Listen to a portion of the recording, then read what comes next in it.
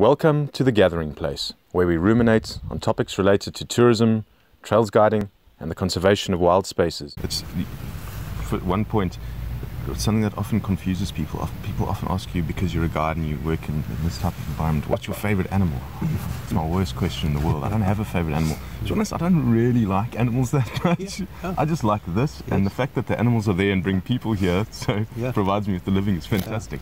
No, obviously I do like animals, but it's not about the animals, and people fail to understand that. It's unbelievable how that fixation on animals, where it's just such a tiny part of it. I mean, I don't think this area would be the same without those animals. Obviously, we wouldn't get that same connection. But the landscape is, I agree, the most vital thing.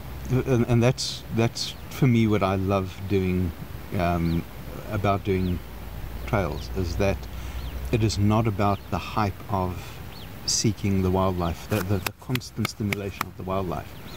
Because you're on foot, you are exposed to sort of 80% of the time it is about the landscape and the trees and the topography and the geology and everything that is the habitat providing survival for the wildlife.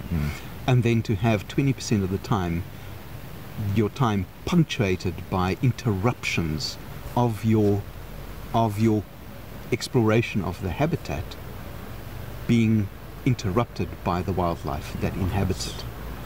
And that excitement, I mean, it would not be the same without those interruptions. Definitely, But it's not about the 20%. It's about the 100%, but made up of 80% habitat and all the biotic and abiotic components, and then the 20% interruption, being interrupted by a sudden buffalo bull that walks out of the bush while you're talking.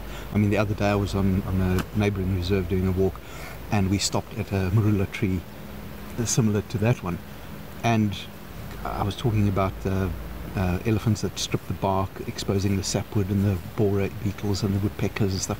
So we were engrossed in a conversation there for probably about 10 minutes, and I wasn't paying attention, and then the guy who I did the walk with said, "Shit," and there's a black rhino looking at us.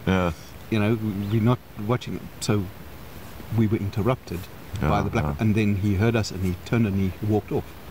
So the sighting with the rhino was maybe a minute out of the 15 minutes that we were standing there, but that just added so much flavour. It's almost just that 1 minute of seeing the black rhino is fantastic, but the apprehension and the unknown of you can bump into anything is a core thing. It's the uncertainty, and that's what wilderness is essentially. It's somewhere where we don't control, where there's unpredictability, and that's what also keeps it exciting.